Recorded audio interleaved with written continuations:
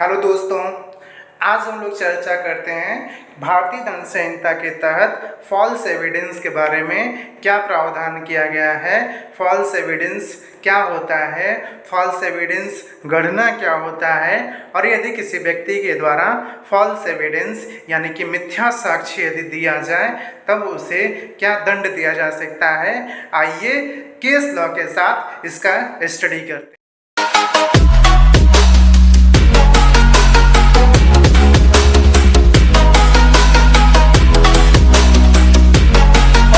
Evidence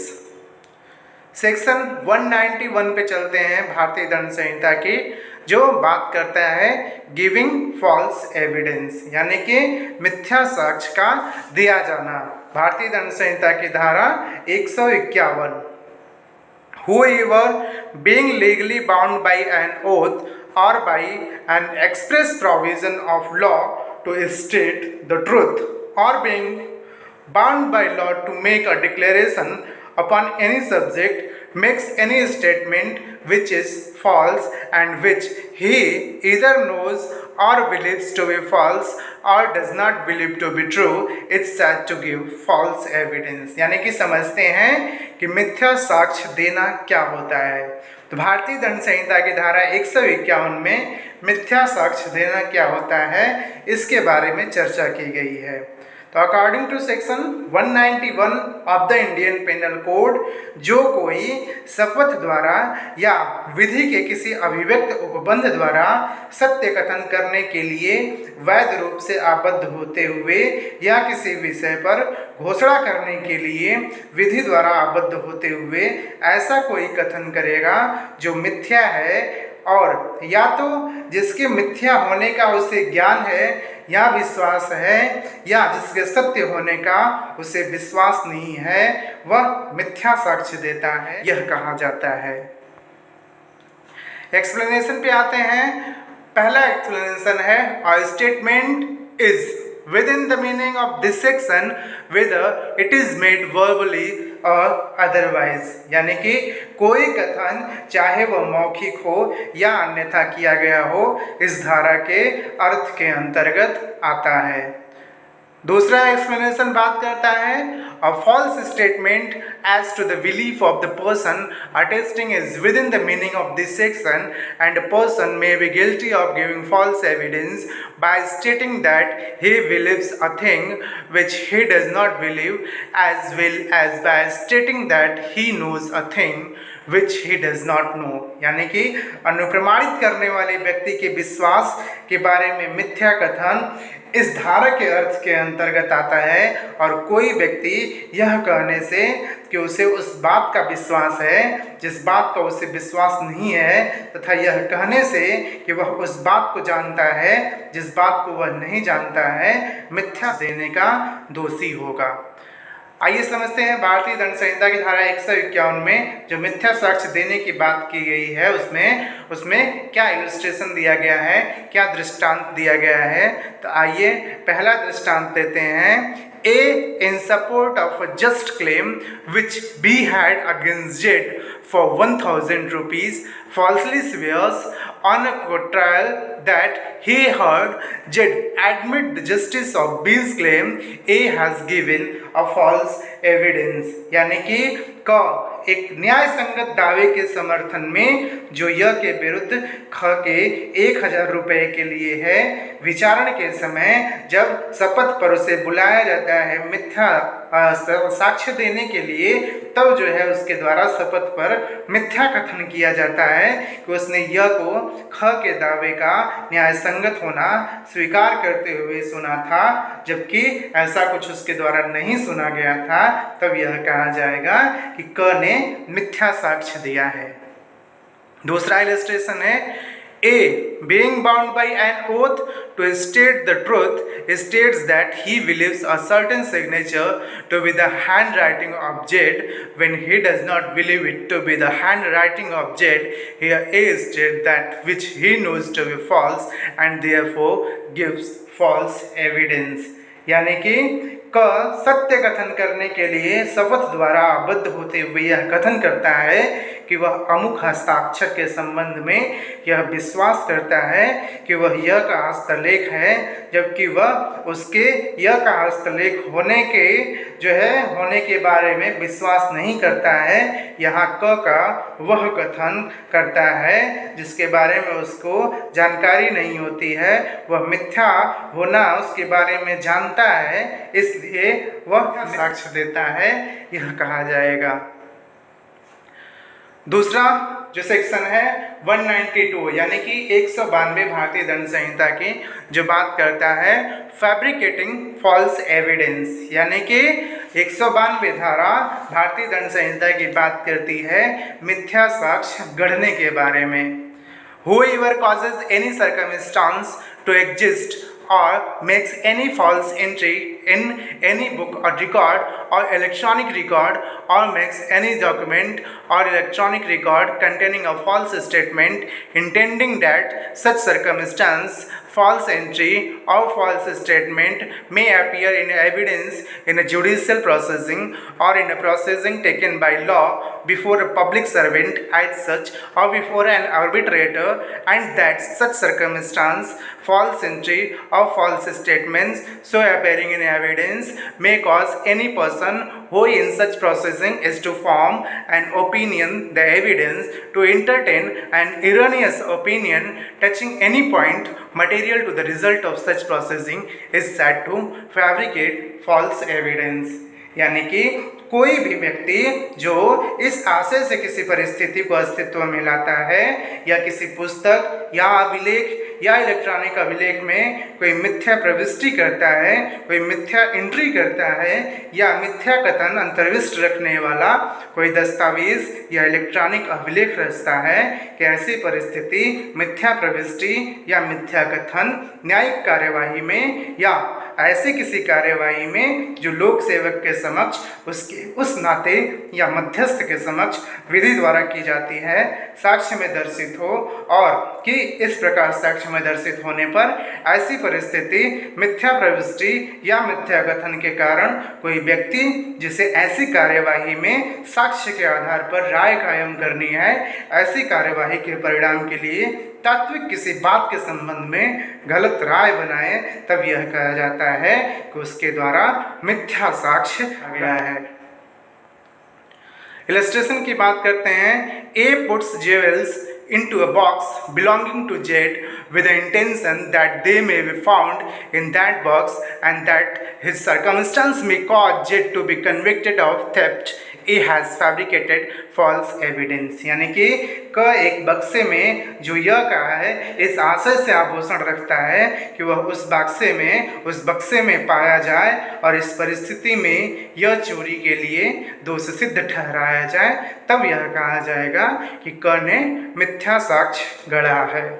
A makes a false entry in his shop book for the purpose of using it as a corroborative evidence in a court of justice. A has fabricated false evidence, यानी कि क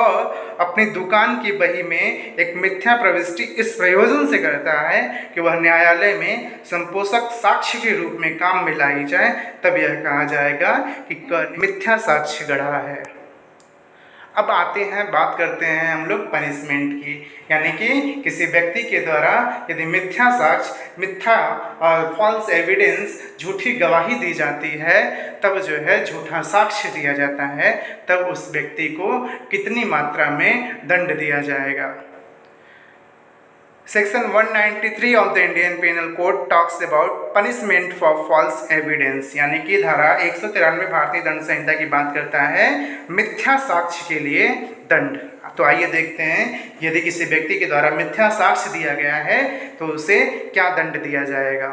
Whoever intentionally gives false evidence in any stage of judicial processing or fabricates false evidence for the purpose of being used in any stage of judicial processing shall be punished with imprisonment of either description for a term which may extend to 7 years and shall also be liable to fine। यानी कि जो कोई साक्ष्य किसी न्यायिक कार्यवाही के किसी प्रक्रम में मिथ्या साक्ष्य देगा या किसी न्यायिक कार्यवाही के किसी प्रक्रम में उपयोग में लाए जाने के प्रयोजन से मिथ्या साक्ष्य गढ़ेगा, वह दोनों में से किसी भांति के कारावास से, जिसके अवधि 7 वर्ष तक हो सकेगी, दंडित किया जाएगा और जुर्माने से भी दंडित किया जाएगा। यानी कि punishment for false evidence, giving a false evidence is extend up to imprisonment, may extend up to 7 years and shall also be liable to fine. And whoever intentionally gives or fabricates false evidence in any other case shall be punished with imprisonment of either description for a term which may extend to 3 years and shall also be liable to fine. यानी कि और जो कोई किसी अन्य मामले में साक्ष्य मिथ्या साक्ष्य देगा या गढ़ेगा, वह दोनों में से किसी भांति के कारावास से, जिसकी अवधि 3 वर्ष तक हो सकेगी, दंडित किया जाएगा और जुर्माने से दंडित होगा। एक्सप्लेनेशन की बात करते हैं। Trial before a court martial is judicial processing, यानी कि सेना न्यायालय के समक्ष विचारणीय कोई मामला है तो वह भी जो है न्यायिक कार्यवाही के अंतर्गत आएगा। स्पष्टीकरण 2 बात करता है, an investigation directed by law preliminary to a processing before a court of justice is a stage of judicial processing though that investigation may not take place before a court of justice. यानी कि स्पष्टीकरण 2 बात करता है, न्यायालय के समक्ष कार्रवाई प्रारंभ होने के पूर्व जो विधि द्वारा निर्दिष्ट अन्वेषण होता है वह न्यायिक कार्यवाही का एक प्रक्रम है, चाहे वह अन्वेषण किसी न्यायालय के सामने न भी हो। इलस्ट्रेशन है, a in an inquiry before a magistrate for the purpose of ascertaining whether Jed ought to be committed for trial makes an oath or statement which he knows to be false, as this inquiry is a stage of judicial processing, A has given false evidence। यानी कि यह अविनिश्चय करने के प्रयोजन से कि क्या यह को विचारण के लिए सुपुर्द किया जाना चाहिए, मजिस्ट्रेट के समक्ष जांच में क शपथ पर कथन करता है जिसका वह मिथ्या होना जानता है। यह जांच न्यायिक कार्यवाही का एक प्रक्रम है, इसलिए क ने मिथ्या साक्ष्य दिया है और उसे 7 वर्ष तक का कारावास और जुर्माना से दंडित किएगा। एक्सप्लेनेशन 3 बात करता है, an investigation directed by a court of justice according to law and conducted under the authority of a court of justice is judicial processing though that investigation may not take place before a court of justice. यानी कि न्यायालय द्वारा विधि के अनुसार निर्दिष्ट और न्यायालय के प्राधिकार के अधीन संचालित अन्वेषण न्यायिक कार्यवाही का एक प्रक्रम है, चाहे वह अन्वेषण किसी न्यायालय के सामने न भी हो। दृष्टांत इसका है जो illustration, A in an inquiry before an officer deputed by a court of justice to ascertain on the spot the boundaries of land makes on oath a statement which he knows to be false, as this inquiry is a stage of judicial processing, A has given false evidence। यानी कि संबंधित स्थान पर जाकर भूमि की सीमाओं को अनिश्चित करने के लिए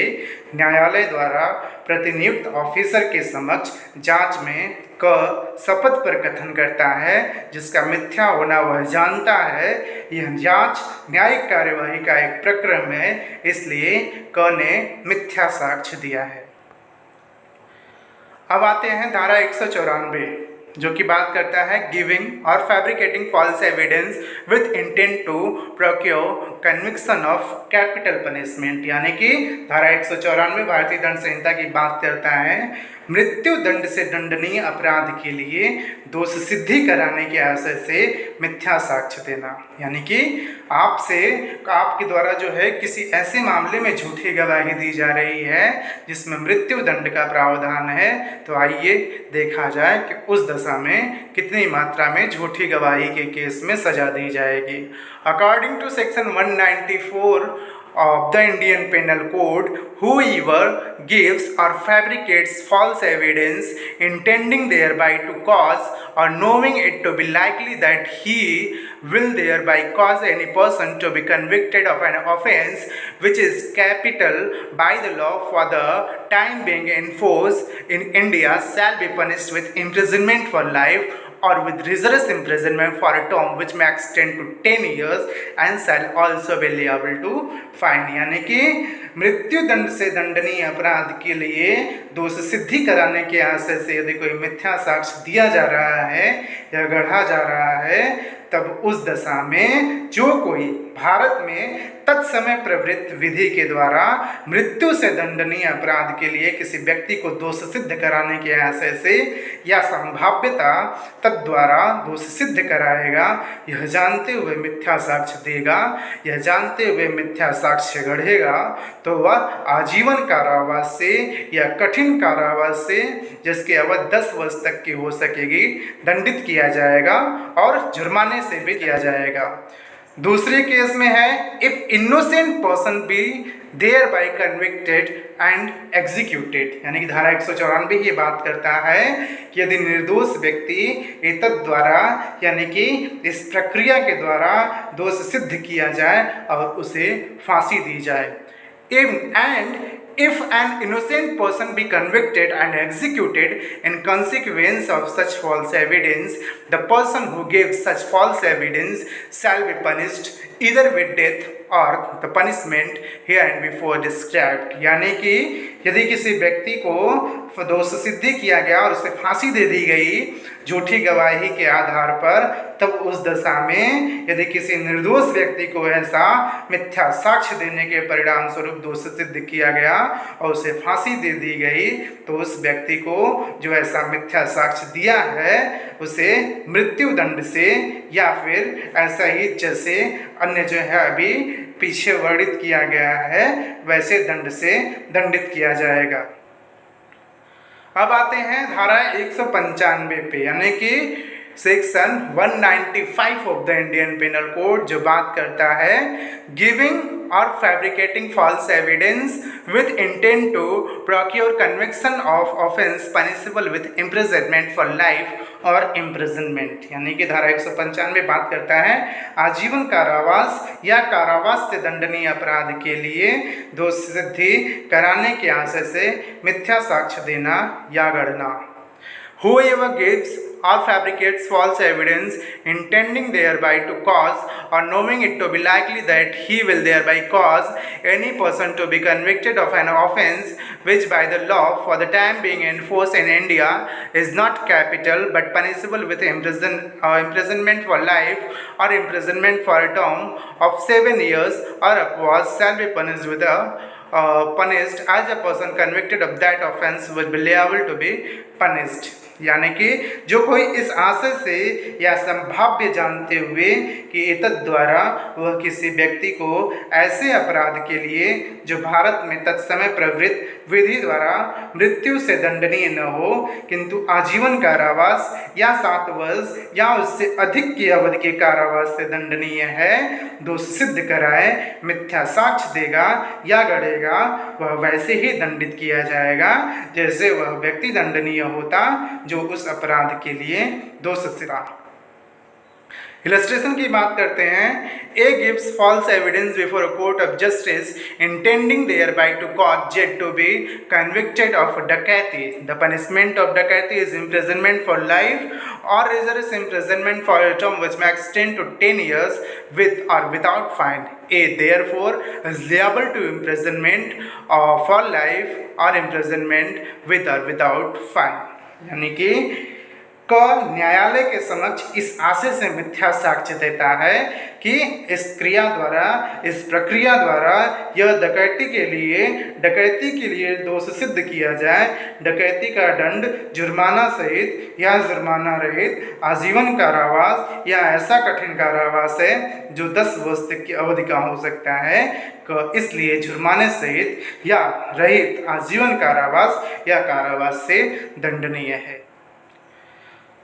अब बात करते हैं धारा 195A threatening any person to gives false evidence, यानी कि किसी व्यक्ति को मिथ्या साक्ष्य देने के लिए धमकाना या उत्प्रेरित करना। Whoever threatens another with any injury to his person, reputation or property, or to person or reputation of anyone in whom that person is interested, with intent to cause that person to give false evidence, shall be punished with imprisonment of either description for a term which may extend to 7 years, or with fine, or with both। यानी कि जो कोई किसी व्यक्ति को मिथ्या साक्ष्य देने के लिए धमकाएगा, उसे उत्प्रेरित करेगा, 195A उसके दंड की बात करती है। जो कोई किसी दूसरे व्यक्ति को उसके शरीर, ख्याति या संपत्ति को, अथवा ऐसे व्यक्ति के शरीर या ख्याति को जिसमें वह हितबद्ध है, यह कार्य करने के आशय से कोई क्षति करने की धमकी देता है कि वह व्यक्ति जो है मिथ्या साक्ष्य दे, तो वह दोनों में से किसी भांति के कारावास से, जिसकी अवधि 7 वर्ष तक की हो सकेगी, या जुर्माने से, या दोनों से दंडित किया जाएगा। And if innocent person is convicted and sentenced in consequence of such false evidence with death or imprisonment for more than 7 years, the person who threatens shall be punished with the same punishment and sentence in the same manner, and to the same extent such innocent person is punished and sentenced। और यदि कोई निर्दोष व्यक्ति ऐसा मिथ्या साक्ष्य देने के परिणाम स्वरूप मृत्यु से या 7 वर्ष से अधिक के कारावास से दोष सिद्ध और दंडाधिष्ट किया जाता है, तो ऐसा व्यक्ति जो धमकी देता है उसी दंड से दंडित किया जाएगा, और उसी रीति में दंडित किया जाएगा, उसी सीमा में दंडित किया जाएगा जैसे निर्दोष व्यक्ति दंडित और दंडाधिष्ट किया गया। केस लॉ की बात करते हैं तो पहला केस है legal remembrancer versus Ahilal Mandal, यानी कि legal remembrancer versus Ahilal Mandal. In this case the accused wanted to marry D, यानी कि एक एक्यूज था जो डी से विवाह करना चाहता था। Having been unsuccessful in his attempt, he made and registered a writing in her favor, falsely reciting that he had married her and purporting to convey to her a plot of land in lieu of dowry। यानी कि एक कागजात तैयार किया गया, उसे registered कराया गया, जिसमें यह शो किया गया कि वह ऑलरेडी मैरिड है और एक जमीन का टुकड़ा उसके द्वारा दिया जाना है। It was held that the accused had acted in furtherance of his desire to obtain her person, that as this could under the circumstance be done only by judicial processing, his intention was to use the document with its false statement in judicial processing and to thereby to mislead the court, and that he was therefore guilty of an offence under this section। यानी कि उस झूठे कागजात के दम पर उसने court को गुमराह करने की कोशिश की, अतः माननीय कोर्ट के द्वारा यह निर्धारित किया गया कि उसे झूठा साक्ष्य देने के लिए दंडित किया जाए। दूसरा केस है in ratio moto processing against mister R Karuppan, यानी कि आर करुप्पन के विरुद्ध इन रेशियो मोटो का केस है। इस कार्यवाही में रिस्पोंडेंट आर करुप्पन ने मद्रास उच्च न्यायालय अधिवक्ता संघ का अपने आप को अध्यक्ष होने की घोषणा करते हुए भारत के माननीय मुख्य न्यायाधीश, माननीय मुख्य न्यायमूर्ति के विरुद्ध अधिकार परीक्षा रीट जारी करने की प्रार्थना किए। एक रीट पर प्रार्थना करते हुए एक क्यू वारंटो रीट दाखिल की गई। उसने मुख्य न्यायाधीश को जन्म तिथि 1 नवंबर 1934 मानते हुए उम्र निर्धारण का भी निवेदन किया, और यह भी कहा कि इसमें रिस्पोंडेंट मुख्य न्यायाधीश 31 अक्टूबर 1999 को सेवानिवृत्ति आयु प्राप्त कर चुके थे, अतएव उस तारीख से वे अपना पद छोड़ते या उन्हें अपना पद उस तारीख तक छोड़ देना था, छोड़ चुके हैं। श्री करुप्पन ने अपनी याचिका में किए गए जो कथन था उसके समर्थन में एक शपथ पत्र भी दाखिल किया था। स्वीकृति के लिए मामले पर विचार प्रारंभ होने के पूर्व ही उच्चतम न्यायालय के रजिस्ट्रार कार्यालय को कई अधिवक्ताओं द्वारा, जो अपने को कथित संघ का सदस्य होने का दावा करते थे, हस्ताक्षरित एक याचिका प्राप्त हुई, जिसमें यह आरोप था कि उक्त अधिवक्ता संघ ने याचिकाकर्ता आर करुप्पन को संघ की ओर से कोई रीट दाखिल करने के लिए अधिकृत नहीं किया है। यद्यपि जो याचिकाकर्ता है, जो पिटिशनर है, उसने इसके पूर्व एक अधिवक्ता का प्रतिनिधित्व किया था, जिसने एक अवमानना कार्यवाही में मुख्य न्यायाधीश की उम्र संबंधी विवाद उठाया था। तथापि उसने पिटीशन में शपथ पत्र के साथ यह अभिकथन किया था कि राष्ट्रपति ने मुख्य न्यायाधीश की उम्र का निर्धारण नहीं किया है। यह निर्णय दिया गया कि याचिकाकर्ता ने जो अभिकथन किया था कि उसके असत्य होने का ज्ञान उसको था, अथवा वह उसके सत्य होने पर विश्वास नहीं करता था। याचिकाकर्ता ने प्रथम दृष्टया